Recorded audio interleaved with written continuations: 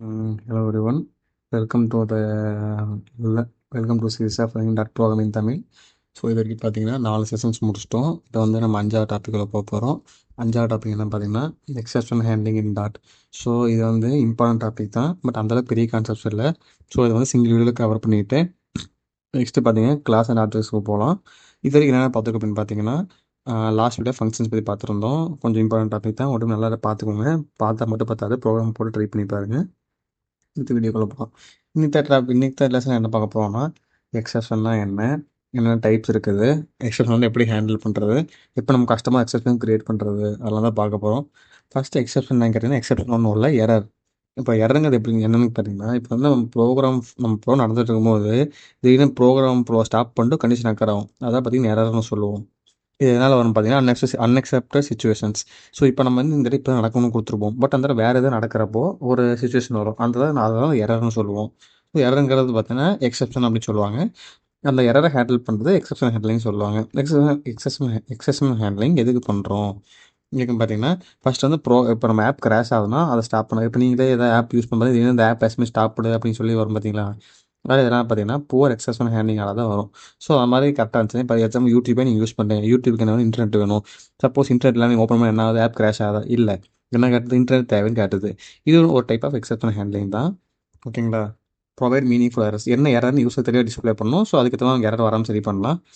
அடுத்தது ப்ரோக்ராமாக அவங்களே வந்து இப்போ எக்ஸாம்பிள் யூடியூப்ல வந்து இன்டர்நெட் பிரச்சனை நமக்கு காட்டினாலும் நம்ம நெட் ஆன் பண்ணிக்கிறோம். இதே அப்படி காட்டில் வேறு எரர் மட்டும் காமிச்சு என்ன பண்ணுவோம், அந்த மாதிரி தான் யூசர் எக்ஸ்பீரியன்ஸ் இம்ப்ரூவ் பண்ணுறதுக்கு, யூசருக்கு என்ன பிரச்சனை தெளிவாக டிஃபைன் பண்ணுறதுக்காக தான் எக்ஸப்ஷன் ஹேண்ட்லிங் யூஸ் பண்ணுறோம். ஓகே.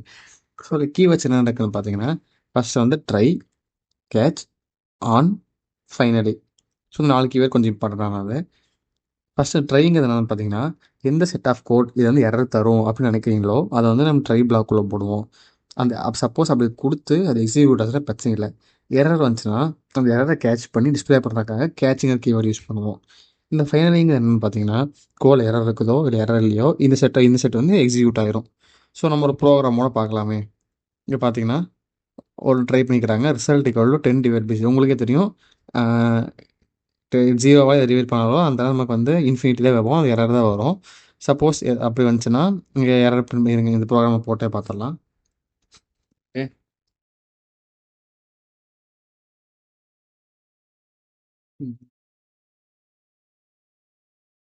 இருமி இன்ட்டு ஈக்குவல் டு 10/0. முன்னாடி பார்த்தீங்கன்னா ஒரு கீவேர்டு யூஸ் பண்ணிக்கலாம். இப்போ ஏதாவது எரர் வருதுன்னு பார்த்தீங்கன்னா இதோட வேல்யூ வந்து டபுளில் வரும். ஸோ டபுளில் வரப்போ நம்ம இன்ட்டு கொடுத்துருக்க பார்த்தீங்கன்னா அதே எரர் வருது. ஸோ இப்போ ஒரு வேல்யூ இன்டீஜர் மட்டும் பிரிண்ட் பண்ணுற மாதிரி என்ன பண்ணோம்னா அதுதான் பார்த்தீங்கன்னா நம்ம இந்த சிம்பிள் யூஸ் பண்ணுவோம். இந்த சிம்பிள் யூஸ் பண்ண பார்த்தீங்கன்னா நம்மளோட வேல்யூ பார்த்தீங்கன்னா இன்டீஜர் மட்டும் தான் பிரிண்ட் ஆகும்.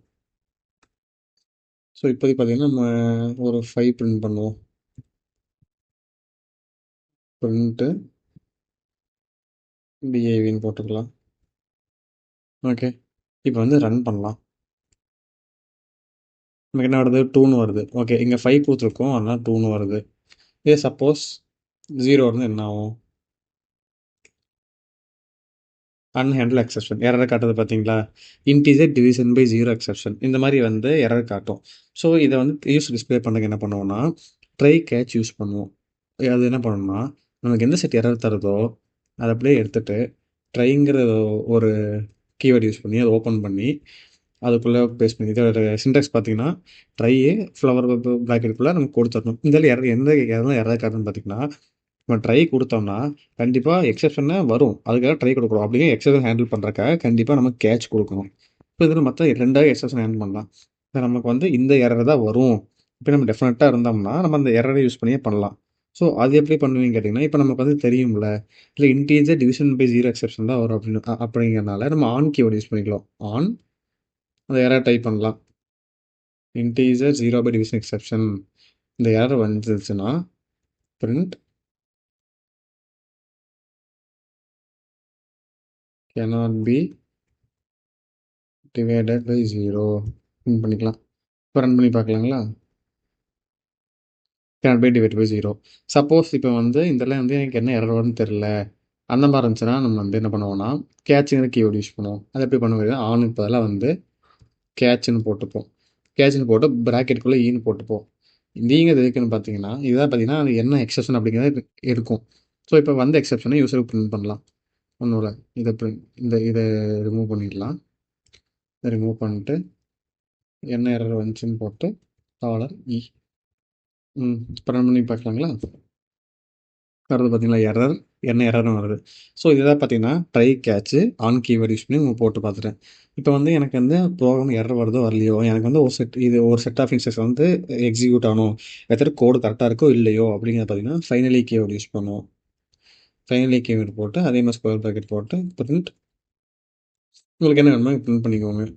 ஃபைனலி பட்டனை பிரிண்ட் பண்ணிக்கலாம். இது என்ன பண்ணும் பார்த்தீங்கன்னா, கோடில் எரர் இருக்கோ இல்லையோ, இது வந்து அதோட வேலை இந்த ஃபைனலி பாட்டு எக்ஸிக்யூட் ஆகிருக்கும். இப்போ எரர் இருக்கனால எக்ஸிக்யூட் ஆச்சு. இப்போ கரெக்டாக இருக்கா? அப்போ எக்ஸிக்யூட் ஆகுது. இதான் பார்த்தீங்கன்னா ஃபைனலி பிளாக்.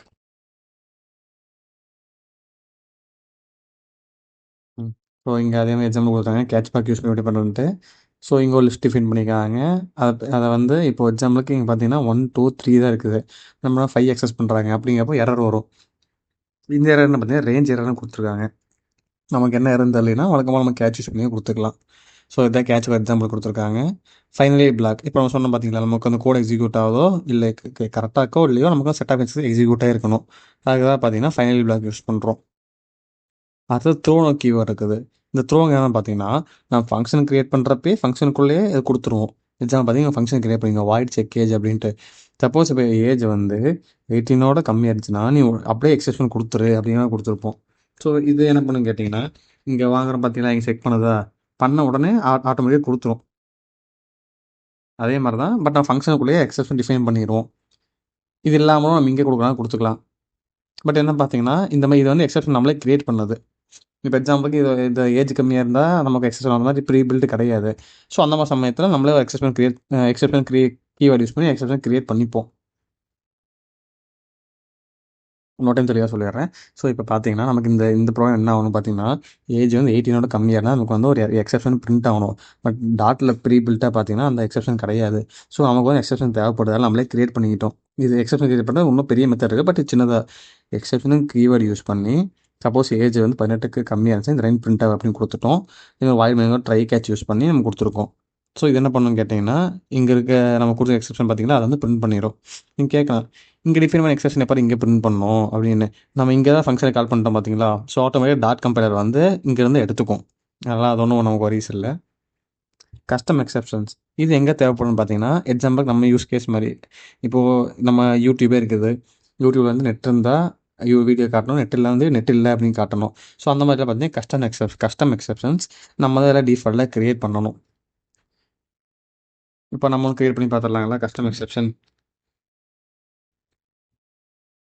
ஸோ ஃபஸ்ட்டு என்ன பண்ணணும் பார்த்தீங்கன்னா, நம்ம வந்து ஒரு கிளாஸ் க்ரியேட் பண்ணணும். கிளாஸுங்கிறது என்னென்னு பார்த்தீங்கன்னா, ஸோ ஒரு டாபிக். ஸோ நம்ம நெக்ஸ்ட் வீடியோவில் கிளாஸுங்க தரோம். இப்போதைக்கு வந்து எப்படி பண்ணணும் அப்படிங்கிற மெத்தட் வந்து தெரிஞ்சுக்கோங்க.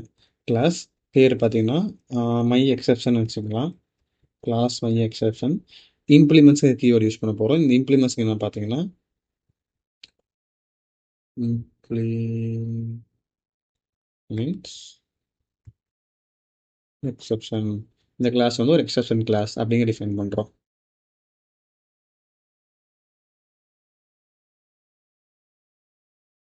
இப்போ என்ன தப்பு பண்ணிக்கோங்க, கிளாஸுக்கு சி போட்டு ஓகே. இது வந்து ஒரு ஸ்ட்ரிங்கு. இந்த டூ ஸ்ட்ரிங்கு என்னென்னு பார்த்தீங்கன்னா, இப்போ கொஞ்சம் எக்ஸ்பிளைன் பண்ண காம்ப்ளெக்ஸாக போகும், வீடியோ டைம் போகும். ஸோ இப்போதைக்கு இதில் எதாவது கன்ஃபியூஸ் பண்ணிக்காதீங்க. நம்ம நெக்ஸ்ட்டு கான்செப்ட் போகிறப்ப அதை தெளிவாகிப்போம். இப்போதைக்கு எப்படி கஸ்டமாக எக்ஸப்ஷன் கிரியேட் பண்ணுறோம் அப்படிங்கிறத மட்டும் நம்ம தெரிஞ்சுக்கலாம். ஓகேங்களா? ஆயிடுமே.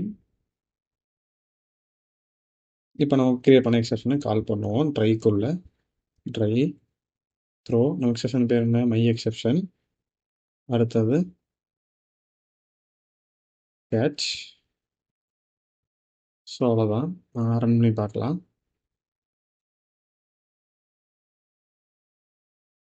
Exception sir. ஸோ இப்போ தான் பார்த்தீங்கன்னா கஸ்டம் எக்ஸப்ஷன் கிரியேட் பண்ணுவோம். ஸோ இது கொஞ்சம் புரியாத மாதிரி தான் இருக்கும். புரியலாம் வீடியோ ட்வைஸ் பாருங்கள். அதுமாதிரி டவுட்ஸ் வந்துச்சுன்னா கமெண்ட்டில் கேளுங்க. நான் வேணால் செப்பரேட்டாக கஸ்டம் எக்ஸப்ஷனுக்கு செப்பரேட்டாக கூட வீடியோ ரெடியாக இருக்கேன். அதேமாரி இப்போ நீங்கள் ட்ரை பண்ணி பாருங்கள். அதேமாரி பொருளை வேணால் சொல்லுங்கள், நம்ம இன்னொரு வீடியோ பண்ணிக்கலாம். ஸோ இந்த வீடியோ என்ன பார்த்தோன்னு பார்த்தீங்கன்னா, எரர் ஹேண்ட்லிங், எக்ஸெப்ஷன் ஹேண்ட்லிங்னா என்ன, அதை வந்து எப்படி பண்ணோம், என்ன டைப்ஸ் இருக்குது அப்படிங்கிறத பார்த்தோம். ஸோ நெக்ஸ்ட் வீடியோ பார்த்தீங்கன்னா கிளாஸ் அண்ட் ஆப்ஜெக்ட்ஸ்ங்கிறத பார்ப்போம். ஸோ இது வந்து one of the important concept.